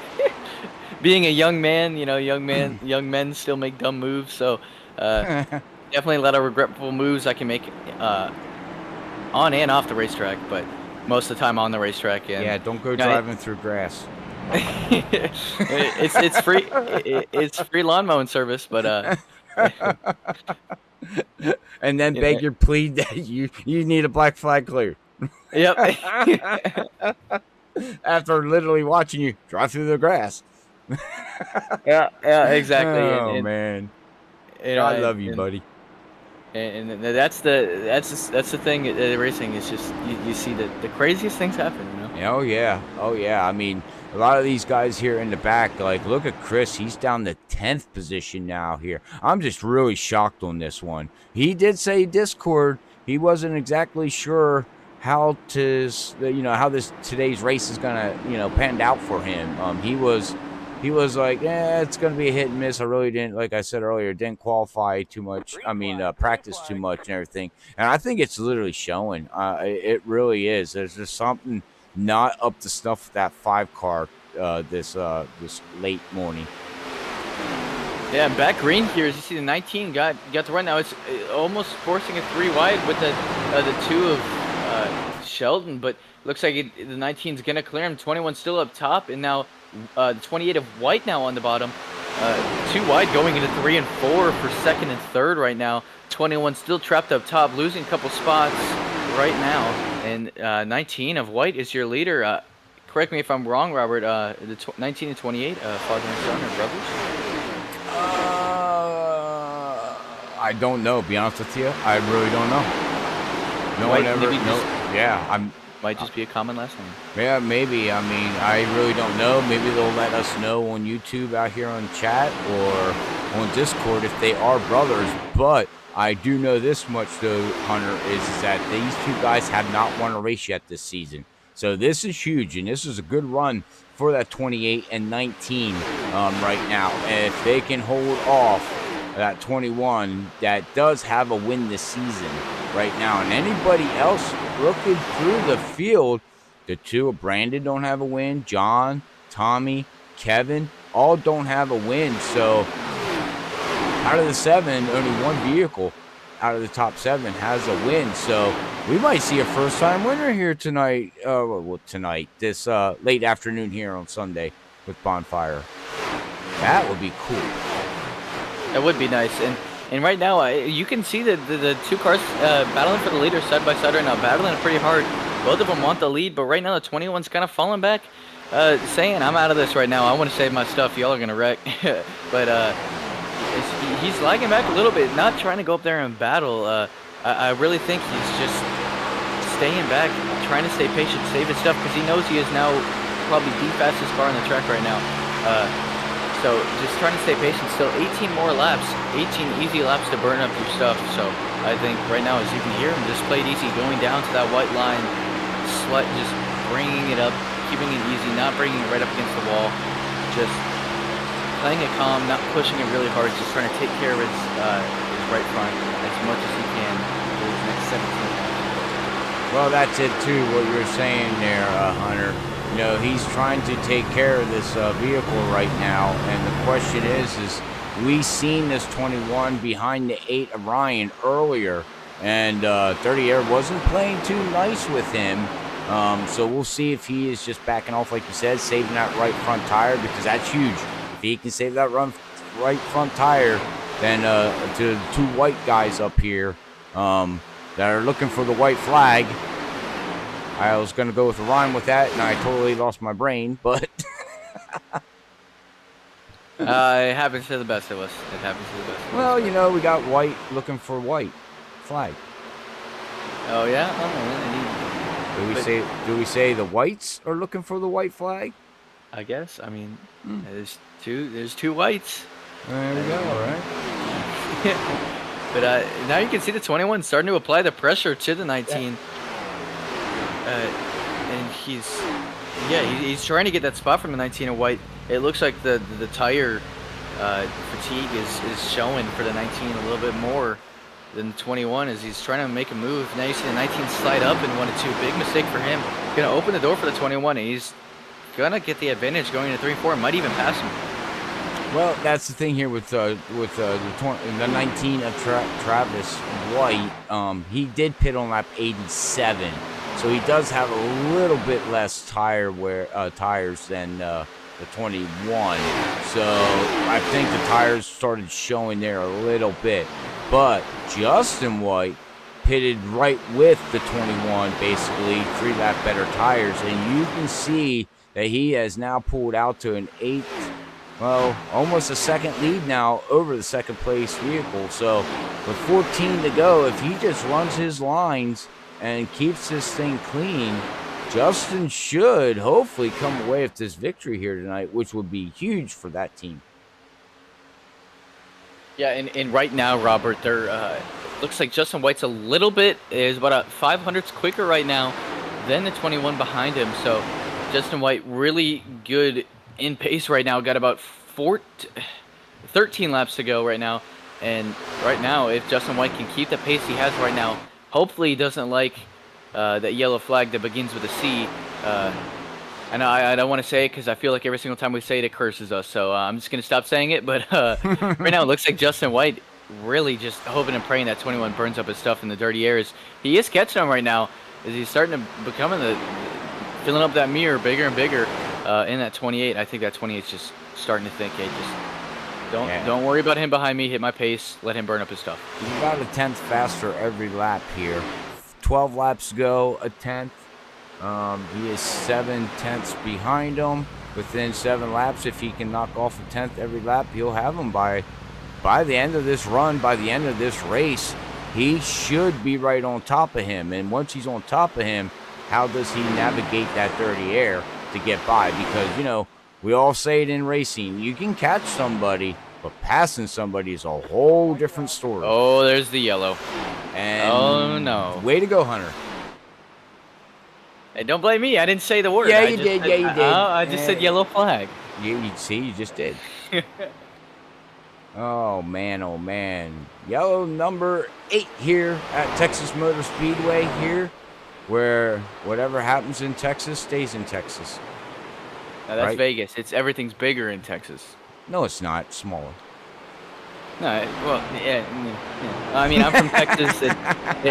It's just a saying. I've never seen anything big besides the steaks. The steaks are good. I was going to say, how's your steaks down there? I mean, we're under caution number 8. We haven't talked about food here at Freaky Fast. We always do. So, steaks, like, give us a rundown out there, Hunter. Texas steaks, best state to get to get steak from. If you're hungry for a steak, come down to Texas. I mean anywhere. Steakhouses in Texas, every place makes great steaks, especially Saltgrass. Have you ever been to that place? Ooh, but I'll tell you one fun fact here, Robert. This will make you. It's about Texas Motor Speedway, and it coming back here a couple of years ago. I think it was about 5-6 years ago. We at the concession stand they sold cotton candy, but the cotton candy it came with bacon in it. It was bacon cotton candy. What? They sold it here at Texas Motor Speedway. Yeah, I remember it. And believe it or not, it was actually really good. It was candied bacon with cotton on top of cotton candy. It was like bacon bits all over it. No way. Yes, way. I know. It's crazy. See, I'm a big bacon guy. Like I eat anything bacon. I don't know if I'd have it on cotton candy though. And that's the thing. We were gonna get, or we got it, and we were like, this is gonna be nasty, but you got to try it. And I tell you what, I oh man, it's good. And I'm going to Texas Motor Speedway for the All-Star race. I'm gonna look for it again. Now, I'm gonna have it just Take a in picture. the spirit of you. There you go. Take Yeah, a picture. there you go. Take a picture. We'll post it on Freaky Fast Facebook page for everybody to see that of our commentators out in the real life in NASCAR watching a race. And yeah, speaking of that, here as we are here at Texas Motor Speedway, first year of the All-Star race, like you said there, Hunter, is going to be run here at Texas. That is huge. That is different. Bravos to NASCAR for finally taking the All-Star race away from Charlotte. Unfortunately for that city, really benefited from that. But we all know NASCAR, the Charlotte area is the home of NASCAR. We all know that. So taking a big an event like that and moving it to another state to where they can benefit from the attractions and people coming and sightseeing and things like that. I give NASCAR a props on it. I really do, and I really think, I don't know what you think, but I think Texas is going to put on a good all-star race because we see like what we're watching here now, how you can run this track. They talked to Joey Logano a couple weeks ago about the all-star race, and they even talked to him about on iRacing's Pro on Wednesday night, asked him about the All-Star race, and he said, I don't care. I'm just going to drive the crap out of the car in a bleeping good way. That's all he said. That's a Joey Logano quote right there. And Joey Logano, a past All-Star race winner. So it was at Charlotte Motor Speedway, but he's also really good here at Texas, has a couple of wins in his bag here at Texas. Yes. So he is really good here. So it'll be an interesting All-Star race to watch, especially when they know that it's just drivers going on the line, no points to lose, racing for $1 million. So it's really cool. What do you think how it's going to run? Do you think it's going to be a pretty good All-Star race, sir? I think it'll be hard, fun racing nonstop. Yeah, I think it's going to be a really good race here.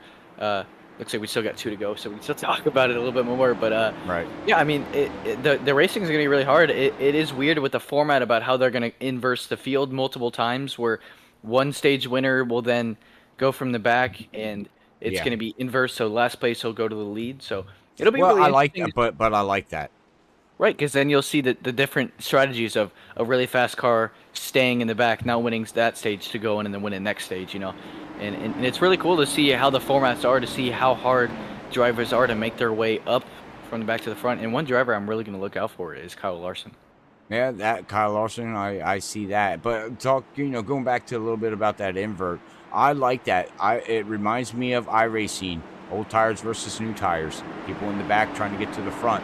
You know what I mean? Except real life is different, of course, than a sim game. But that's the way I look at it. This is where my brain goes. Because I don't know if you know, since we're getting ready to go back green here with 6 laps to go, and we'll see what Justin can hold off there on that 21 there and everybody else behind him. But I didn't watch NASCAR for almost 2.5 years there, Hunter.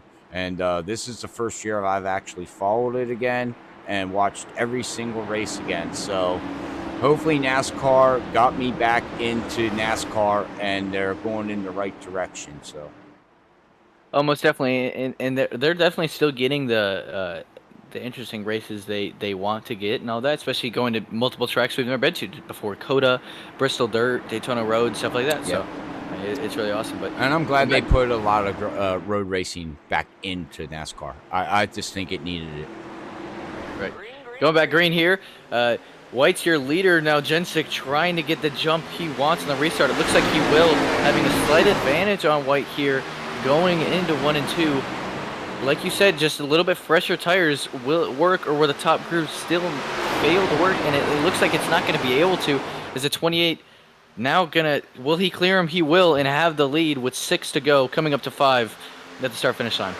That is a great push there by White there in 28. Now I'm actually looking at Chris up the 6th position. Like you said, here he comes. underneath Brandon, and with 5 to go here, keep an eye on that number 5. He might be coming, guys. He might be coming, but right now we got a hard-nosed battle going on right here, and you can just see Dirty Air is playing such a huge factor right now in these guys here, and Justin is using it to his advantage. Do everything that you can. Make that 21 follow you wherever you go. High, low, medium, whatever you do, you block off that number 21. You do not let him underneath you at all. You make him work for it. And if he wants to pass you, Hunter, make him pass you on the high side. Yep, exactly. Make that outside. The only way he can be able to pass you is right now the 28 kind of open up the door a little bit on exit of 1 and 2, sliding up a little bit more than he needs to. Maybe his tires just showing up a little bit, or just coming out weaker a little bit more than the 21s. But right now, that Dirty Air is the reason why the 21 can't really get around him, and I think that's why the 28's trying to keep it to his advantage. 3 to go right now. I think the 28's got this in his bag as long as he doesn't make a mistake here. I think so too. I think he's going to be able to hold off Jensen there, or Sean there in the 21, as it looks like the 21 now is actually looks like he's trying to, he's running different lines there, Hunter. He's like, oh, I'll try this high line. I'll see if I can diamond cut the corner. I can see if I can run the low line, and it just seems like nothing's working. Right, and that's the thing, is just Dirty Air is such an important thing. Unless your tires are just so far apart, you can't really make a move, or the driver in front of you makes a mistake or runs a different line where you get clean air to the nose of your car.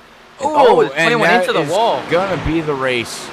Yep, that's the product of Dirty Air right there. It just shows how tight his car got, and now going into the wall. But coming up to the white flag here, Justin White just doesn't have to make a mistake, and he's gonna win this race. But coming up to the white flag right now, tough luck for the 21, but he's got such a gap to the car behind him that he can still secure second. That 21, he don't care. He's still selling it in there. He went down to, he's down to 4/10 right now trying to get, he's like, I don't care. I'm coming. There's one more lap to go. I mean, it's just all or nothing right there. Checkers or records for that 21, but it looks like he's not going to be able to secure it. Oh, we got another first-time winner in this league. 28 of Justin White, your winner at Texas. Oh, congratulations, Justin White. Great run. Great run by the top 5. Dennis Neal, Kevin, Travis White, Sean. Great run by Nick Mills. Tommy Fox is going to bring it home in 9th position. But congratulations, man. What a race. Yes, this race did start out a little rough here, but it all settled out. It was great racing by everybody here at Bonfire Racing League, as we are live with them every Sunday morning at 9:50. Next week we'll hopefully have Lee Tidwell and Hunter calling the action here, but we're going to wait for Justin here in that 21 to burn it down, and finally he's going to light it up, throw some grass, throw some mud, and celebrate his victory here, Hunter. I mean, incredible race for that 28. No mistakes all day. Really, really patient and consistent. Did a really good job all day, and at the end of the day, rewarded him with a victory. That is correct. All right, well, ladies and gentlemen, we will get our top 3 ready for post-race interviews here with Bonfire Racing League here at Freaky Fast Broadcasting. So stay tuned. We will be right back after this quick word from iRacing and a little bit of music to wind yourself down after a nice little race. But we'll be right back within 2 minutes.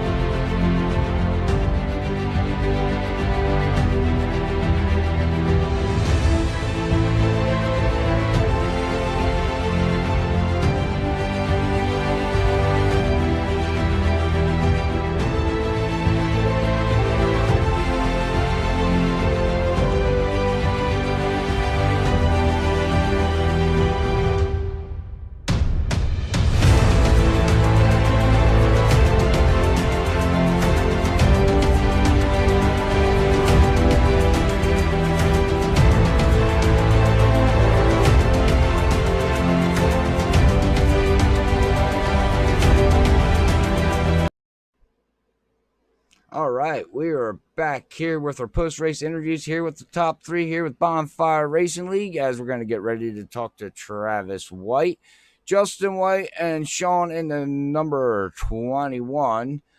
Here with Hunter Hayward is going to be the honors of talking to these gentlemen. So we will pull up right now. We'll grab Travis and we'll have a quick word with him to see how his race went here at Texas Motor Speedway. Hey, Travis, Hunter up here in the booth, brother. You got a copy? I got you. Well, man, you had a really good race today. I mean, you were consistent all day, definitely patient on the longer run, and it paid off, ending up in a third place finish. Around 25 to go, or when that last caution, or the second to last caution came out, where you ended up as the leader leading off the pack. What was it, or how did you feel at the time when you were that leader? I mean, I felt pretty good, but I think I'd have been better off if it would have just kind of stayed green. Because by that time I had almost 10 laps on my tires, and everybody else had fresh ones. So I mean, I feel lucky to kind of stay up where I did. Yeah, and as you mentioned, only 6 to 10 lap older tires, but you were still able to hold that third place position as you did. I'm guessing at some point did the tires kind of even out with everybody, where it seemed like you didn't really have an advantage, and everybody was kind of running the same times as you, or not being able to pull away as like you could. Yeah, I think that second restart, it kind of, the heat cycle on the tires, it kind of evened everybody up a little bit. It kind of leveled out the playing field just a little bit, but still fresher tires. I mean, it's all about tires. Yeah, well, you certainly had a really good race today. A great run for yourself. Top three. It was a really good job. You were consistent all day. What was just your mindset going into this race today? Well, I like Texas. My mindset was don't blow 1 and 2, like hit the bottom. And I mean, that was the struggle and the mission all day, is to just keep hitting 1 and 2 and try to stay consistent, and not washing up real high in the apex, and try to hold the bottom. Because if you can't hit 1 and 2, I mean, race is just going to be horrible. Yeah, well, you definitely had a really good race today. You definitely did really well in 1 and 2 all day, and rewarded the top three. Anybody you want to give a shout out to before you pack things up and get ready for next Sunday? My teammates. It was good to finally race with Nate again. It's been a minute, and then Kevin Bullock at the end. He had a run, and I was able to hold him off a little bit. And Simbox and the whole Bonfire League. I like waking up on Sunday mornings and kind of having a Sunday drive with a cup of coffee. It's pretty good, man. And I appreciate y'all too. All right, well, congratulations on a third place finish, brother. Go ahead and celebrate with your teammates. Appreciate it, man. Y'all have a good one. All righty, that is going to be your third place finisher here with Travis White. Great run for him. It's good to see him finally up into the top three there, Hunter. He had a great, excellent run here. And like you said, he didn't blow turn number one. So he did what he needed to do all race and finally finished in the top three. But all right, well, we're going to come up here to the second place finisher here of Sean and see how his race went and see exactly what happened there at the end. We do believe he just over pushed the car, got into the dirty air, and slapped the wall. But we'll see how his race went for him from start to finish here with Hunter Hayward. Hey, Sean, Hunter up here in the booth, brother. You got a copy? Copy. Well, sir, you had a really good run today. Maybe just not in the last couple of laps, but you had a really strong car today. Definitely one of the fastest all day, battling with the leaders, even in dirty air. Just tell me what was going through your mind the entire race today. I was just trying to stay up front, because I know back when we were here a few months back and officials, dirty air was a big struggle, and it was the same exact thing today. Once I got behind those cars, it is so incredibly hard to pass if you're not on the bottom, and it's just you eat your stuff up following behind cars. Yeah, and we could tell you definitely were liking the bottom, didn't enjoy the top as much in the run, but You definitely still had the quicker car. Right before that green flag pit stop, you were catching the 8 and a little bit quicker times than him as well, even in the dirty air. So, what was your mindset, or what was going, or what was the mindset that was going on through your head during that green flag pit stop? Well, during that, I was gonna try and get past the 8, and if I was able to, I was gonna go as long as I could, probably pit around 95, 100, somewhere around there. And if that happened, I would have caught the caution at the right time, but that didn't happen. I wasn't able to get by him, and I got a bad run into 3 about lap 90 or so. So I decided just to pull it down, pull in the pits, and get the undercut going on him. I saw him coming the next lap, so I knew I would theoretically would have jumped him, but unfortunately the caution came out, and that whole plan wasn't able to go through. Well, brother, you still had a really good run, especially in the last couple of laps. Even after getting into the wall, still finished P2. Anybody you want to give a shout out to before you get ready to go? I'll give a shout out to the Puckets. They run a great league and always have a fun time here. And I want to shout out everyone running up front today. It was fun racing. It was hard. It was clean. It was fun stuff. Alrighty, thank you, brother. I thank you. All right, that is going to be your second place finisher there in the number 21 of Sean. Good run there for him. But all right, well, let's go up to the Mr. Justin White in the number 28. Finally getting a victory here, finishing in first place. So we'll have a quick interview with him, and then we will run to our final grid. So we're going to bring Justin up and see how his race went. Hey, Justin Hunter up here in the booth. You got a copy? Yes, sir. I got you loud and clear. Well, Mr. Race Winner, you had an incredible last run there in your 28. I can't tell what the sponsor is, but your 28 Chevy today. Great run for you in that last final run. Yeah, so tell me what was going through your head after the green flag pit stops and you kind of cycled through as the leader after that caution came out. I was hoping to get out front and stay out front because clean air is king, as we all know in these cup cars. So I knew if I could get a good restart, get out front, I knew that I could use my tires just enough to kind of maintain that gap between me and second place, and that's what happened. Yeah, well, you definitely had that dirty air on that 21 all day as you got into the wall with around 2-3 to go, and you kind of pulled away. What was your mindset early in the race when you were a little bit more towards mid-pack or later back in the pack rather than up front battling for the lead? Yeah, this league is known for green flag runs, so I knew that if I saved a little bit of tire by the time we got around to the end of the green flag, start green flag pit stops, I would catch these guys. So it was more just maintaining the tire and noticing that the temperature of the track was really hot, and just trying to manage 1 and 2, because coming off 2, this car gets really tight and you go straight to the wall. So you got to really slow it up in 1 to get that turn off out of 2. So I knew if I could manage that, I would slowly reel these guys back in. And sure enough, I think I drove all the way up to either P4 or P3 at that when we first started the green flag pit stops. So I knew that at that point that if I needed to go at the very end, these last 20 laps we had, I knew I could just go almost as hard as I wanted to and not really burn anything up.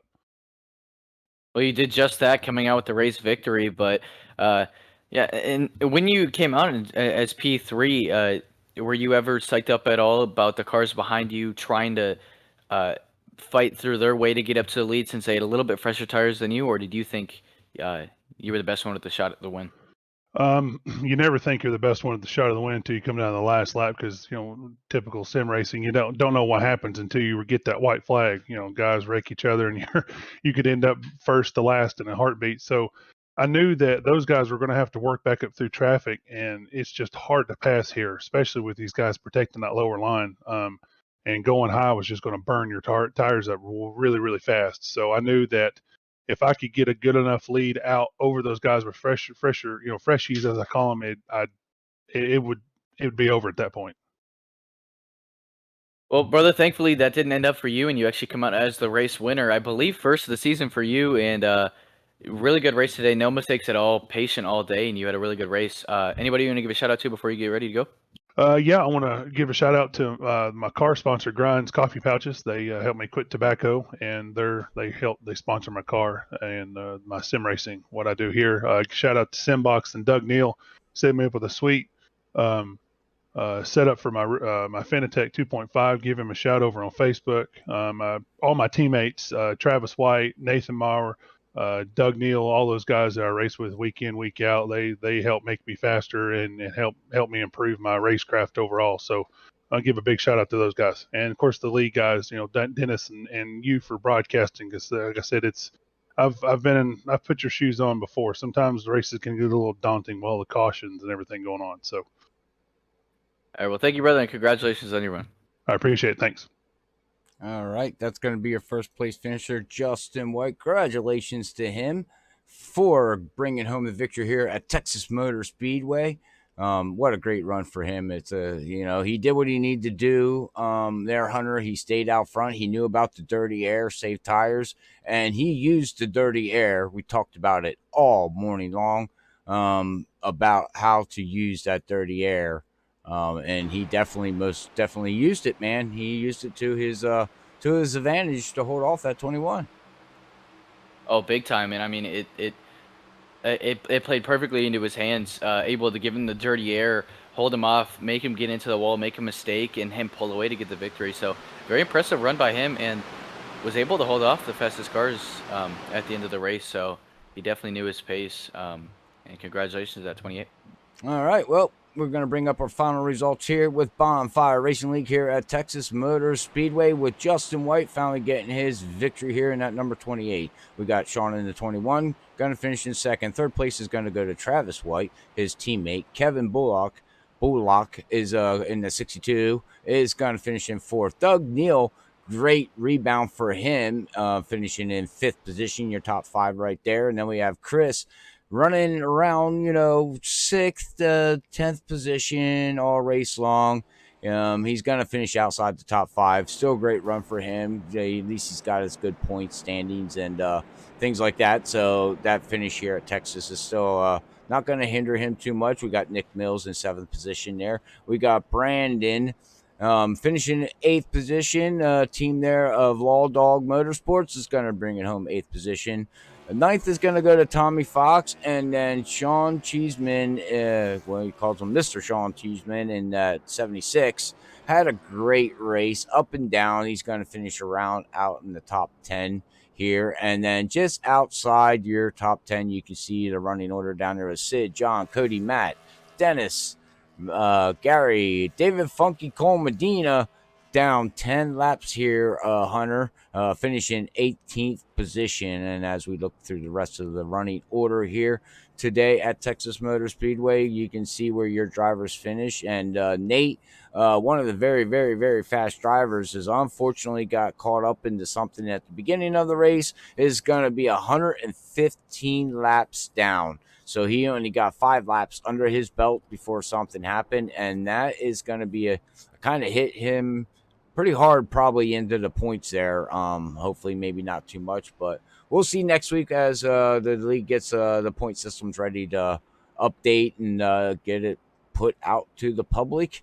So we'll see how that all plays out for next week. But all right, well, thank you, Hunter. How'd you enjoy your first race back here at Freaky Fast Broadcasting?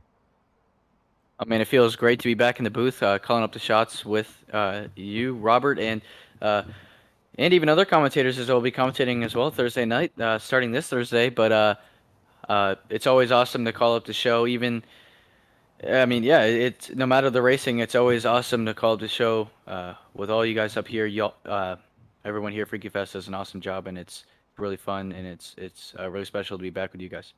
All right. Well, we do much appreciate having you back, sir, young man. And, well, ladies and gentlemen, we're going to get ready to sign off. We are not going to be leaving Texas. We're going to stay in Texas, as Hunter said. Tonight, we are with SRU at Texas Motor Speedway. Ladies and gentlemen, please tune in if you have the free time on Sunday night, as we're going to see for the first time a 1.5 mile race with the next gen cars, and see how Hunter handles that out there and the rest of the crew at Sim Racing Unleashed, as we will go live at 7:50. Race starts at 8 with Lee Tidwell, Zach Hall calling the action. So until then, everybody have a great Sunday. Be safe. We want to say here at Freaky Fast Broadcasting, God bless everybody. We love yous all. Peace out. Bye, everybody.